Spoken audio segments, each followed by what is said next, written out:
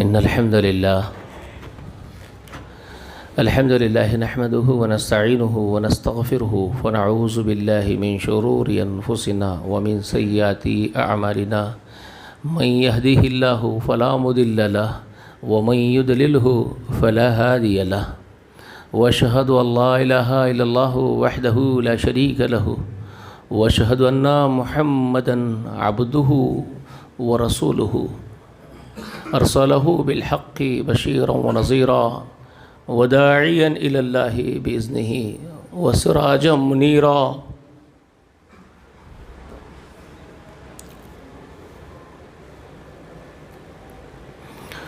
أما بعد فإن خير الحديث كتاب الله وخير الهدي هدي محمد صلى الله عليه وآله وسلم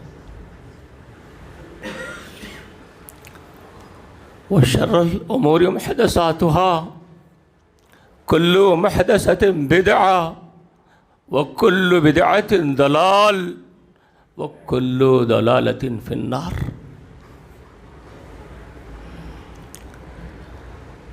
اللهم احفظنا من النار اللهم نعوذ بك من النار يا أرحم الراحمين. فأعوذ بالله السميع العليم من الشيطان الرجيم. ادعوا ربكم تضرعا وخفيا إنه لا يحب المعتدين ولا تفسدوا في الأرض بعد إصلاحها وادعوه خوفا وطمعا إن رحمة الله قريب من المحسنين.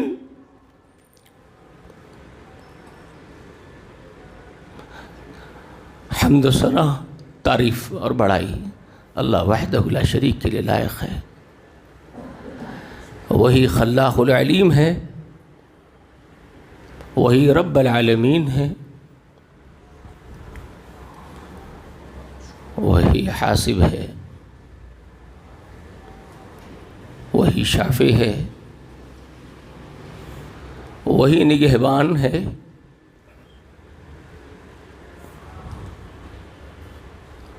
سلام ہو محمد عربی و عجمی صلی اللہ علیہ وآلہ وسلم پر، سلام ہو آپ کے اہل بیت پر، اور سلام ہو آپ کے سبھی متبعین و صالحین پر. سلام ہو تمام انبیاء و تمام مرسلین اور مقرب فرشتوں پر. سامعین و سامعات،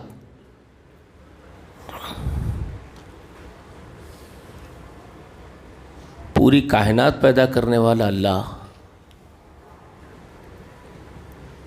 اس نے جناتوں کو پیدا کیا اپنی عبادت کے لیے، زمین میں اقتدار دیا. سرکش ہو گئے تو اقتدار ان سے چھین لیا. اس نے پھر انسانوں کو خلافت دی. اس نے جانشین بنایا آدم کو اور اس کی اولاد کو. زمین میں بسایا، زمین کو آدم کے لیے مسخر کر دیا. زمین کی تمام اشیائیں آدم کے لیے مسخر کر دی. یہ کہ اس نے کرم نہ بنی آدم کہہ کر کے آدم کو بڑی عزت سے نوازا. آدم کی ذریت اور اس کی اولاد کے لیے نصیحت فرمائی. یا بنی آدم اما یاتینکم رسل منکم یقصون علیکم آیاتی فمن اتقی واصلح فلا خوف علیہم ولا هم یحزنون. آدم کے بیٹو، تم میں سے ہی رسول آئیں گے تمہارے پاس، اور جب بھی تم میں سے رسول تمہارے پاس آئیں، میری آیات تم کو سنا دیں، تمہاری اصلاح کا کام کریں.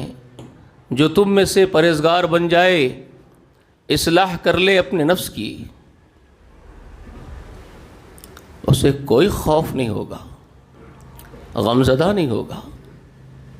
مطلب یہ ہے دنیا میں بھی سرپرست، ولی، مولا وہ اللہ رہے گا اور آخرت میں بھی۔ کرنا کیا ہے؟ آدم کے بیٹوں کو اس نصیحت کی فرما برداری کرنی ہے، رسولوں کی اتباع اور پیروی کرنی ہے، اپنی اصلاح کرنی ہے، زندگی کی روش کو درست کرنا ہے، جینے کا ڈھنگ بدلنا ہے، اور جو انبیاء نے بتایا اور خصوصاً محمد رسول اللہ نے بتایا اس طریقے پر جینا ہے۔ مختصر بات یہی ہے۔ ہم سب اس کے در کے فقیر ہیں، تمام آدم کی اولاد، بلکہ جنات بھی، جتنی مخلوق ہے، یہاں تک کہ فرشتے بھی، ساری مخلوق اسی کے در کی فقیر ہے۔ خصوصاً انسانوں سے کہا یا ایھا الناس انتم الفقراء الی اللہ واللہ هو الغنی الحمید۔ اے انسانوں، تم سب اس کے در کے فقیر ہو۔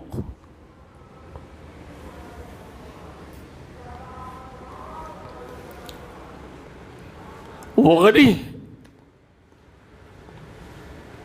حمید ہے،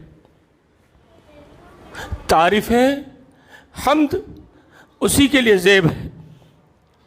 تم میں سے کوئی ایسا نہیں جو طلبگار بن جائے، خود کی تعریفوں کا خواہش مند ہو جائے۔ تم میں سے کسی کو حق نہیں، کیونکہ تم فقیر ہو۔ فقیر کو تکبر زیب نہیں دیتا، متکبر وہی ہے، وہ اکبر ہے، وہ متکبر ہے۔ تو انسانوں کا کام ہے اس کے در پر ہر وقت اپنی جھولی پسار کے بیٹھے، جو مانگنا ہے اس سے مانگے، اور کیسے مانگے اس کا ادب سیکھیں۔ ہوا مولاکم نعم المولا و نعم النصیر، یہ وہ خبر دیتا ہے وہ تمہارا مولا ہے، تم اس کے غلام، وہ تمہارا آقا ہے، وہ پالنہار ہے، تمہارا موجد ہے، اس نے تم کو وجود بخشا ہے، تم اس کی پیدا کردہ مخلوق ہو۔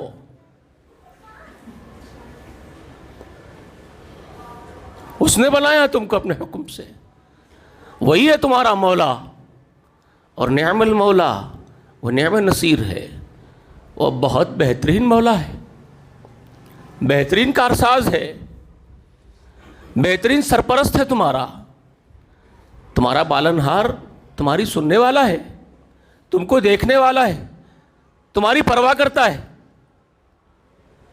اور تمہاری مدد کرتا ہے، وہ نعم النصیر، اور بہت بہترین مددگار وہی ہے۔ تو کیا کرو بندو، کیا کرو؟ وَاعْتَصِمُوا بِاللَّهِ،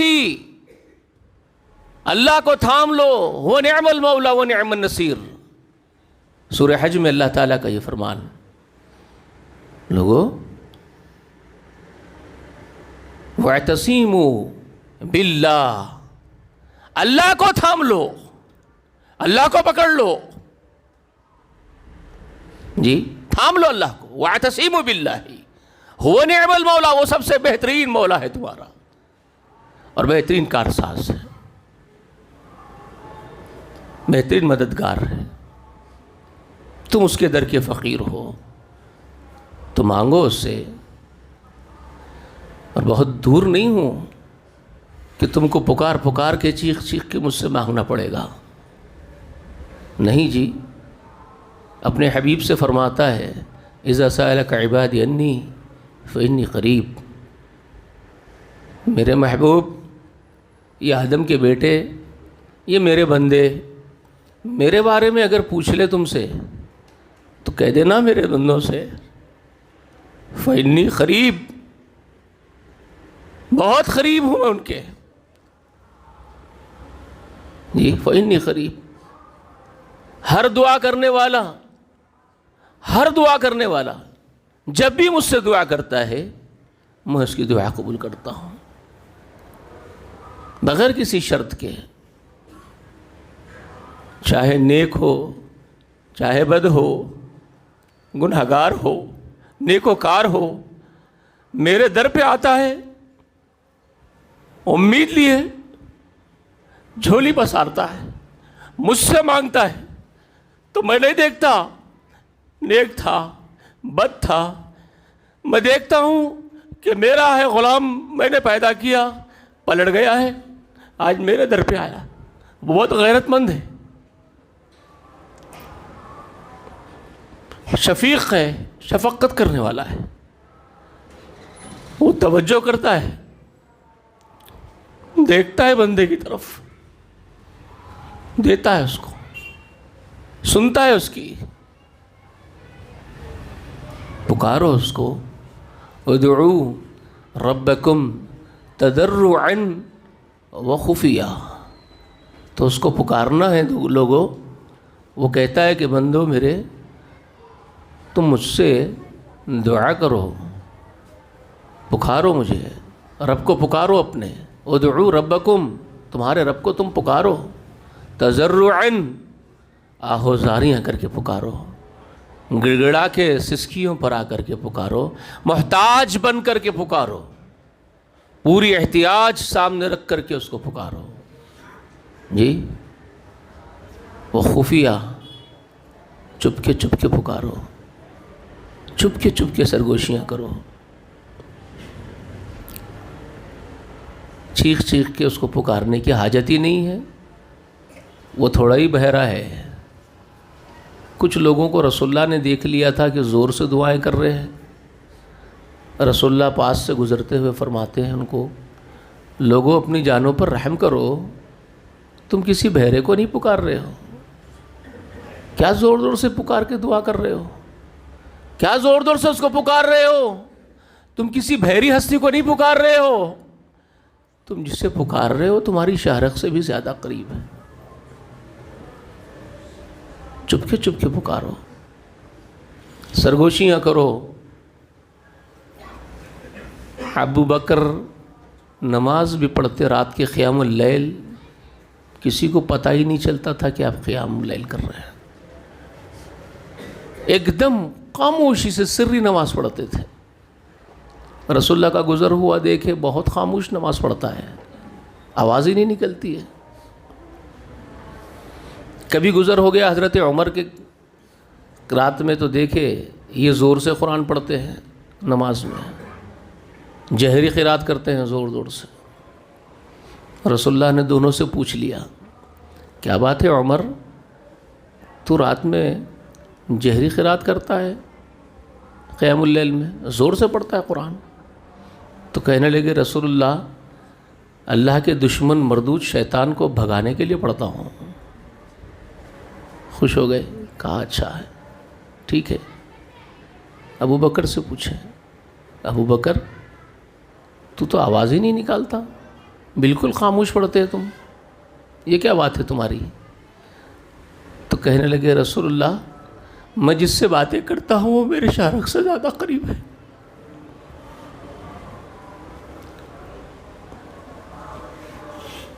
بہت قریب ہے، اس کو کیا ضرورت ہے کہ میں زور سے سناؤں؟ میں اس سے باتیں کرتا ہوں نماز میں، وہ مجھے سنتا ہے۔ بہت خوش ہو گئے، کہا تم دونوں اپنی جگہ درست ہو۔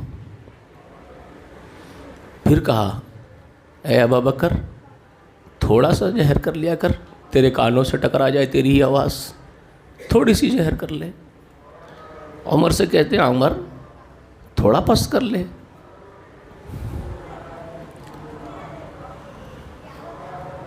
درمیانی روش۔ اللہ فرماتا ہے کہ تضرعاً خفیہ پکارو۔ ہم یہ بات اور ہے کہ ہم کو کوئی سکھایا نہیں ہے سب چیزیں، ہم دعا کو خفیہ ہی نہیں رکھتے اپنی، ہم ہماری دعا کو آشکارا کر دیتے ہیں۔ جس ہستی سے سرگوشیاں کرنا ہے، اپنے معبود سے، اپنے پالنہار سے باتیں کرنا ہے، اپنی کچھ راز کی باتیں اس سے کرنی ہے، کیا ضرورت ہے اپنے راز کی باتیں جو تم دونوں کے بیچ میں رہے وہ بہتر ہے، رب اور عبد کے بیچ۔ تھرڈ پارٹی کو کیوں سناتے ہیں صاحب؟ کیا ضرورت ہے تیسرے کو شامل کرنے کی اس میں؟ ہاں، یہ دوسری بات ہے کہ اپنے لیے دعا کی درخواست کرنا، رسول اللہ نے اس کو جائز رکھا کہ کسی اپنے بھائی سے جو ہمدرد ہو، خیر خواہ ہو، تمہارا عزیز ہو، تم پر جانثار کرتا ہو، ایسے بھائی سے یہ بات کا مطالبہ کر سکتے ہو کہ بھائی تو جب دعا اپنے رب سے کر رہا ہو سرگوشی، چپ کے خود کی باتیں کر رہا ہو، تو میرا بھی ذکر کر دے۔ تیرے اپنی چیزیں کچھ مانگ رہا ہو اپنے رب سے تو میرا بھی ذکر کر دے، میرے لیے بھی کچھ مانگ لے۔ یہ جائز ہے، یہ رسول اللہ نے جائز رکھا۔ سیدنا عمر عمرہ کرنے جا رہے تھے، رسول اللہ کو خبر دیے، اے اللہ کے رسول میں عمرہ سے ہو آتا ہوں۔ تو رسول اللہ نے کہا مبارک ہو تجھے عمرہ، جاؤ عبادت کرو اللہ کی، مگر عمر اپنے اس بھائی کو بھی یاد رکھنا، رب سے سرگوشیاں کرے گا، دعائیں کرے گا، دعاؤں میں اپنے اس بھائی کو بھی یاد رکھنا۔ رسول اللہ نے اپنے لیے، اگر رسول اللہ سے بڑی کوئی ہستی ہے، رسول اللہ سے زیادہ اللہ کا کوئی مقرب ترین بندہ ہے، اللہ کی قسم ہمارا ایمان ہے، سب سے مقرب، پوری مخلوق میں سب سے مقرب ترین خلق رسول اللہ ہے، اللہ کے لیے۔ لیکن کیا آپ کو اس بات کا یقین نہیں کہ میرا رب، میں تو دعائیں کرتا ہی رہتا ہوں، کیا ضرورت ہے عمر کو بولنے کی؟ لیکن رسول اللہ نے کیوں کہا؟ بندہ جب اللہ کے قریب ہوتا ہے، کون سا بندہ کتنے قریب ہو جائے، اس وقت کتنی اس کے اندر جذبات ہو نہیں معلوم، وہ کتنا قریب ہو جائے گا۔ اس میں ایک اپنے بھائی کا ذکر کر لیتا ہے تو کون سی بات ہے کہ اللہ یہ میرا بھائی ہے جس کو محبت میں کرتا ہوں، اس کے لیے بھی میری دعا قبول کر لیجیے۔ تو یہ جائز رکھا۔ اس کو تماشا بنانے کی ضرورت کیا ہے؟ ایسے ہی خفیہ رکھو نا، اس کو بھی ایسے ہی خفیہ رکھو۔ اب یہ کون سا تماشا ہے کہ مرحومین کی قبروں پر جائیں، وہاں ٹھہریں اور ان سے کہیں میں گناہ گار ہوں، میں ایسا کر کے آیا، میں وہ کر کے آیا، میرے یہ گناہ ہے، ان کو شامل کر رہے ہیں آپ راز میں، اور آپ مغفرت کی دعا کر دیجئے اللہ سے، اور یہ عقیدہ رکھے ہوئے کہ یہ حضرت نیک ہے، انہوں دعا کی سفارش اللہ تعالیٰ سے، میں ان سے دعا کر رہا ہوں، انہوں سفارش اللہ سے کر رہے ہیں، تو یہ گول گول پھرا کے کہاں پہنچا رہے ہیں آپ دعا کو؟ جو بندے اور رب کے بیچ میں ہے۔ اور اللہ کا حکم ہے خفیہ رکھو، ادعوا ربکم تضرعا و خفیہ۔ خفیہ کس کو کہتے ہیں؟ سیکریٹ بھائی، خفیہ سیکریٹ کو کہتے ہیں نا، جو راز ہو، سیکریٹ ہو، چھپی ہوئی ہو، وہ خفیہ ہے۔ تو دعا تو خفیہ ہے، جو ایک بندے کی حاجت ہے وہ اپنا رب جانتا، اس کے سامنے رکھ رہا ہے، وہ اس کا اشکارا کرنے کی ضرورت کیا ہے اس کو؟ اسی لیے کہا ان اللہ لا يحب المعتدین، اللہ یہ حد سے تجاوز کرنے والوں کو محبوب نہیں رکھتا، جو ڈھنڈورا پیٹتے پھرتے ہیں میری دعا مجھ سے مانگنے کے بجائے در در کے فقیر بن کے پھر رہے۔ ارے فقیر میرے ہو، مجھ سے مانگو، انتم الفقراء الی اللہ، میں رب ہوں، مجھ سے مانگو۔ اور یہ بات ڈھکی چھپی نہیں رکھتا اللہ تعالیٰ، مشتبہ اس کو مشکوک بھی نہیں رکھا کہ کیا کرنا چاہیے، انسان کو تشویش ہو، بہت عیاں کر دیا صاحب۔ سورہ مومن پڑھیے، قال ربکم ادعونی استجب لکم، ایک دم کلیئر کر دیا، قال ربکم ادعونی استجب لکم، تمہارا رب تم سے کہتا ہے۔ 60ویں آیت کریمہ ہے مومن کی، ذرا قرآن کو غور سے پڑھنا۔ قرآن مجید جو آدمی سمجھ گیا، قرآن کے مراد کو سمجھ گیا، قرآن کے نصیحتوں کو سمجھ گیا، اس کا پیغام سمجھ گیا، بس کامیاب ہو گیا انشاءاللہ۔ جو قرآن کا پیغام سمجھ گیا وہ کامیاب ہو گیا انشاءاللہ، اور سمجھ کر کے پھر اس پر جم گیا، کامیابی کے لیے شرط ہے، قرآن کا پیغام سمجھ گیا پھر اس پر ڈٹ کے جم گیا، بس انشاءاللہ کامیاب ہو جائے۔ لیکن قرآن کو اس طرح اگر ہم جیسے بنا کے بیٹھے ہیں ہماری زندگیوں میں، ایک عارضی تعلق ہے ہمارا، ایک اورلی تعلق ہے، بس کیا ہے ثواب لے لینے کے لیے پڑھ لینا ہے، جمعہ یا کہف پڑھ لو، یاسین پڑھ لو، ایک رسم ہے، ایک فارمیلٹی ہے، مرتے وقت تاکہ یاسین پڑھ دو، مرنے کے بعد قرآن چلاتے رہو، دھواں لگا دو، کچھ نہیں ہوتا اس سے. یہ آپ کے فارمیلٹیز جو آپ خود بنا لیے سو ہیں. یہ نہ دین ہے نہ دین کا حصہ ہے. ہاں کہف پڑھنا یہ رسول اللہ کی سنت ہے، یاسین کا تلاوت کرنا یہ رسول اللہ کی سنت ہے مرتے وقت، لیکن اس کے پیچھے بڑی حکمتیں ہیں، فارمل طریقے سے نہیں ہے، صرف الٹپ نہیں ہے، وہ بڑی حکمتیں ہیں اس کے پیچھے. کہف اس لیے پڑھا ہے اللہ کے رسول ہر جمعہ کہ ہفتے بھر ایمان میں تازگی رہے، کیونکہ سورہ کہف جھنجھوڑ کر رکھ دیتا آپ کو. تو رسول اللہ چاہتے تھے میری امت میں ایک ایمان کی تازگی، ایک ایمان کا نور بنا رہے، یہ چاہتے تھے. اورل فارمیلٹی کے طریقے سے رسم نہیں ہے وہ کوئی جو آپ سے کرانا چاہتے تھے.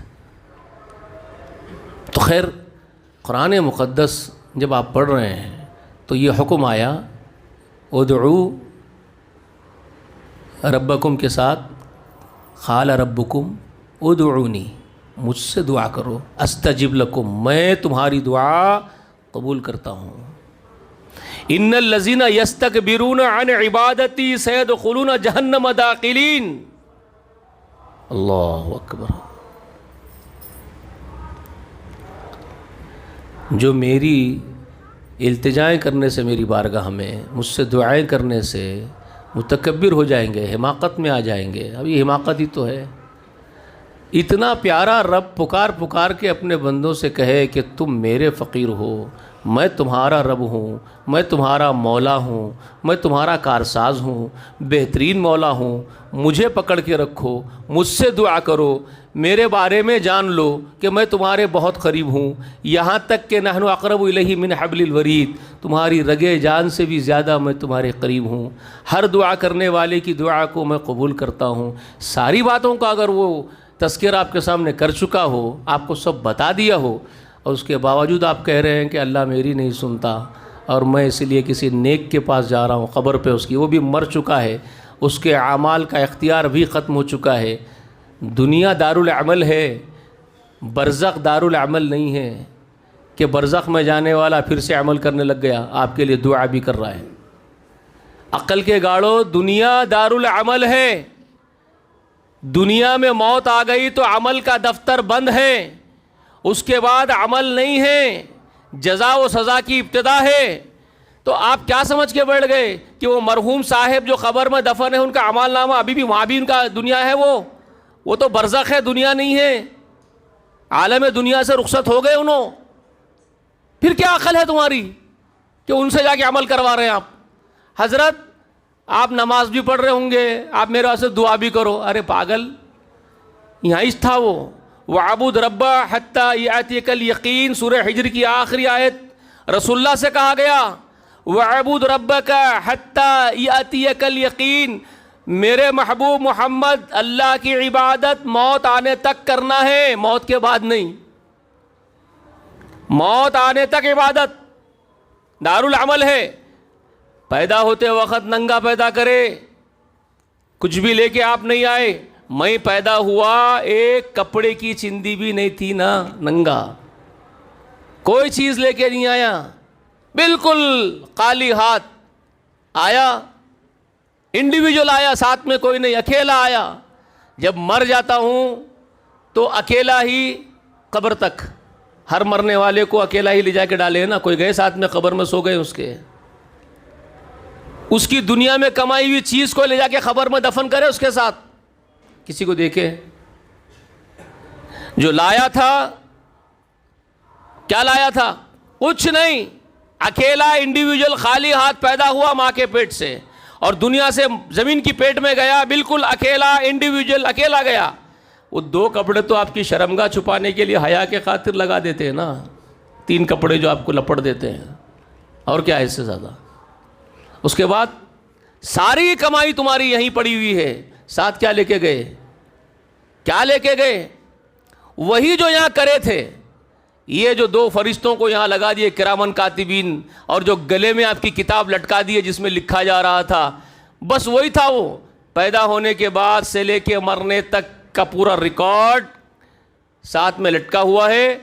اب جب گئے ہیں یہاں سے تو صرف وہی لے کے گئے ہیں. ایک چونی بھی دولت کی نہیں لے گئے کمائے سو، بس وہی ریکارڈ لے کے گئے ہیں۔ اتنی لاجک نہیں سمجھ میں آ رہی ہے، بس اتنی لاجک ہے پورے زندگی کی۔ یہاں عمل تھا، اس کے بعد عمل بند، وہاں دوسرا ہے وہ مرحلہ عالم برزخ ہے، وہاں یہ مول صاحب دعا نہیں کریں گے آپ کے واسطے قبر میں سو کے، برزخ میں جا کے وہاں کہیں کو تنگ کر رہے بوڑھے کو۔ سوچو بھائی، ختم ہو گیا قصہ، عمل کی زندگی ختم، وہاں جزا و سزا کا معاملے کی بگننگ ہے، سٹارٹنگ ہے۔ اتنی سمپل، اسلام بہت سمپل ہے بھائی۔ اللہ کے رسول اپنے لیے دعا کر لیے تھے، اپنے لیے آخری مرض الموت میں بخار کی شدت میں بول رہی تھی، پریشان رات دن تڑپ رہے تھے اور دعا کر رہے تھے، اے اللہ یہود و نصارہ پہ تیری پھٹکار ہے، اللہ کی لعنت ہے یہودیوں پر، نصرانیوں پر۔ کیوں؟ ان کے پاس پیغمبر کی تعلیم، موسیٰ علیہ السلام کی، عیسیٰ علیہ السلام کی تعلیمات موجود، کتابیں آسمانی موجود، وہاں تورات ہے، زبور ہے، انجیل ہے، مگر اے اللہ تیری لعنت ہو ان پر، پھٹکار ہو ان پر۔ انہوں نے اتنی پاکیزہ تعلیمات کے رکھتے ہوئے وہ بگڑ گئے نا، وہ اپنے انبیاء کی قبروں کو ہی سجدہ گاہ بنا لیے، انہوں نے اپنے انبیاء ہی کی قبروں کو مسجد بنا لیا۔ اے اللہ تو میری قبر کو مسجد بنانے سے محفوظ رکھنا، تو میری قبر کو سجدہ گاہ نہیں بننے دینا۔ یہ صحیح حدیث، ہر ایک کا اتفاق، کوئی ایک بھی اس پر کلام کرنے والا مخالف نہیں ہے، کسی مسلک کا ہو۔ یہ رسول صلی اللہ علیہ وسلم کا بیان ہے، رسول اللہ کی چاہت ہے، جو آخری دنوں میں آپ اللہ کے حضور رکھ رہے تھے، اے اللہ تو میری قبر کو سجدہ گاہ مت بننے دے۔ الحمدللہ محفوظ کر دی اللہ، آج بھی محفوظ ہے، نہیں کر سکتے آپ، وہاں جا کے مجبور ہو جاتے ہیں، چاہتے بہت ہے کرنا لیکن کر نہیں سکتے ہیں۔ یہ ہے، اللہ دعا کو رد نہیں کرتا، رسول اللہ کی دعا قبول ہوئی۔ تو کیا معلوم ہوا جب رسول اللہ کہہ رہے کہ میرے لیے نہیں ہو سکتا ہے، تو یہ دوسرے آپ کے ولیٰ رسول اللہ سے آگے کب نکل گئے صاحب؟ ان سے ہو سکتا ہے کیا؟ ان کی خبر کو سجدہ گاہ بنانا چاہیے کیا؟ گنبدیں بنائی جا رہی ہے، چڑھائے جا رہے ہیں، نظر و نیاز ہو رہی ہے، دین صحیح کر لو، مرنے سے پہلے توبہ کرو۔ بس یہی کچھ باتیں بتانا تھا، ہماری حقیقت بتانا تھا کہ ہماری حقیقت عبد کی ہے، ہم غلام ہیں، ہم عبد ہے اللہ کے، وہ رب ہے، ہم فقیر ہے، وہ داتا ہے، ہم محتاج ہے، وہ دینے والا ہے، وہ غنی الحمید ہے۔ تو ہمیشہ ہم اس سے جڑ کے رہیں، زندگی کے ہر موڑ پہ جب ضرورت پڑے اس کی بارگاہ میں آئیں، اس سے طلب کریں، اور وہ نہیں واپس کرتا، وہ بہت غیرت مند ہے۔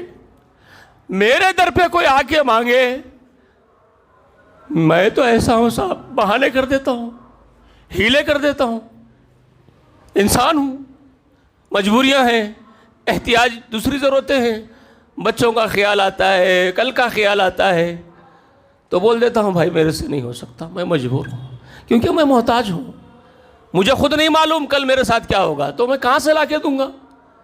ہے ہی نہیں میرے پاس، فقیر ہوں، میں کہاں سے لا کے دوں گا؟ لیکن وہ رب، وہ تو فقیر نہیں ہے، وہ تو محتاج نہیں ہے، وہ تو مجبور نہیں ہے، اس کو تو ضرورت نہیں ہے کل کے بارے میں سوچنے کی کہ کل میرے پاس کہاں سے آئے گا، اس کو ضرورت نہیں ہے نا۔ لہو ما فی السماوات و ما فی الارض، زمین و آسمان کے خزانے اسی کے ہیں۔ اگر اس کے در پہ آپ جائیں گے تو وہ تو نہیں بولے گا نا، نہیں ہے میاں بابا، نہیں ہے معاف کرو کلا، وہ تو اب میں بولوں گا مجبور ہوں صاحب، میں مخلوق ہوں، محتاج ہوں، میں بول سکتا ہوں میں معاف کرو۔ وہ تو بہت غیرت مند غنی ہے، صرف سخی ہے، وہ صرف سخی ہے۔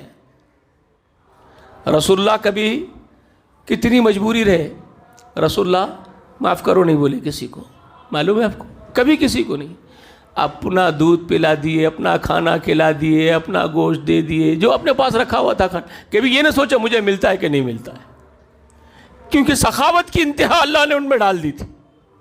سب سے بڑے سخی وہی امت میں، یعنی انسانوں میں پورے، جناتوں میں پورے. اللہ کی مخلوق میں، اللہ کے بعد اللہ کی مخلوق میں سخاوت کی صفت، سخی ہونے کی، وہ رسول اللہ سے بڑھ کے کسی مخلوق میں نہیں ہے. رسول اللہ ہی تھے وہ. لیکن رسول اللہ کا خالق جو سخی ہوگا اس کے بارے میں سوچو. جب رسول اللہ ایسے ہیں، جو اللہ نے بنایا ان کو، کبھی کسی کو اپنے در سے واپس نہیں کرے، تو پھر اللہ کے بارے میں آپ کیا بولتے ہو بھائی؟ وہ واپس کر دے گا؟ نہیں. تو اس سے مانگو، وہ واپس نہیں کرے گا انشاءاللہ، وہ ضرور سنے گا. اللہ کہنے سے زیادہ، سننے سے زیادہ عمل کی توفیق دے. آمین یا رب العالمین.